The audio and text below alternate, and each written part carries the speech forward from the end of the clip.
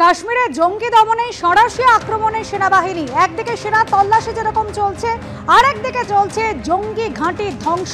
পুঞ্চে সুরানকোটে জঙ্গলের মধ্যে জঙ্গিদের ডেরা ধ্বংস। পাক জঙ্গিদের ঘাঁটিতে মিলল আইইডি পাউডার জাতীয় বিস্ফোরক। সেনাবাহিনীর সঙ্গে জম্মু কাশ্মীরের পুলিশের এসওজির তল্লাশি।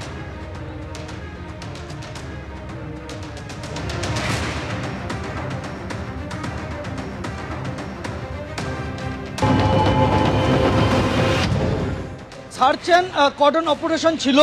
সেই তল্লাশি অভিযান চলাকালীন জম্মু কাশ্মীর পুলিশ এবং ভারতীয় সেনাবাহিনীর যুগ্মভাবে এই সার্চ অপারেশন চালায় এবং সেই সময় জঙ্গলের মধ্যে একটা ন্যাচারাল কেভ বলা হচ্ছে, একটা প্রাকৃতিকভাবে তৈরি একটা গুহা মতো জায়গা, সেই তার ভেতরে এই পরিমাণ বিস্ফোরক মজুত করা ছিল, যেটা এখনো পর্যন্ত জানা যাচ্ছে যে 5টি আইইডি পাওয়া গিয়েছে, সেটা বিভিন্ন ওজনের এবং কিছু পাউডার জাতীয় পদার্থ পাওয়া গিয়েছে, যেটাকে বিস্ফোরক বলে মনে করছেন উদ্ধারকারী দলের সদস্যরা।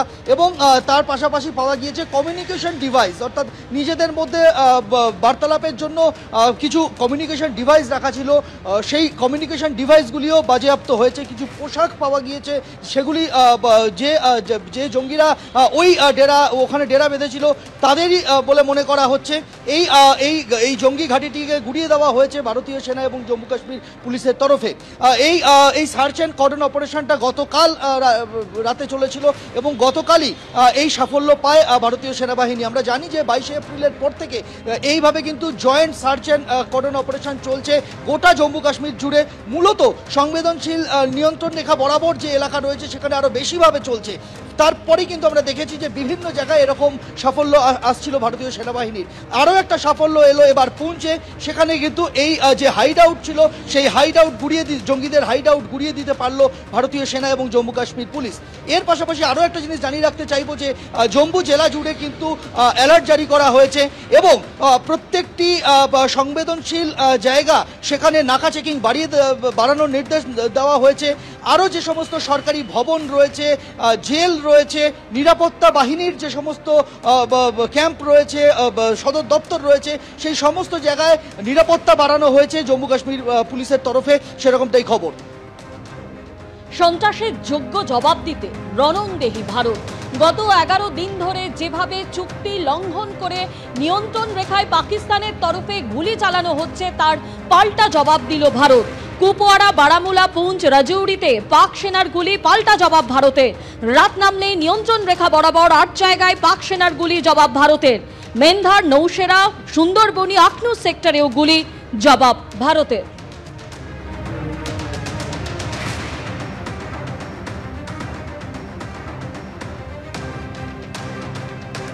গত 11 দিন ধরে কিন্তু একই ঘটনা ঘটে চলেছে। নিয়ন্ত্রণ রেখায় পাকিস্তানের বাহিনীর তরফে গুলি বৃষ্টি হচ্ছে রাত নামলেই এবং পাল্টা জবাব দিতে হচ্ছে ভারতীয় সেনাবাহিনীকে। এই রকমভাবে গতকালও আমরা দেখেছি যে 8টি জায়গাতে নিয়ন্ত্রণ রেখা বরাবর সেখানে পাক সেনাবাহিনীর তরফে গুলি চালানো হয়েছে এবং পাল্টা জবাব ভারতীয় সেনাবাহিনীও দিয়েছে।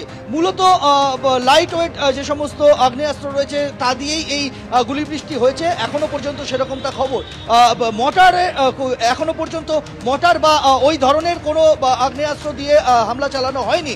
ভারতীয় সেনাবাহিনীও কিন্তু পাল্টা জবাব দিয়েছে প্রত্যেকটি জায়গাতে।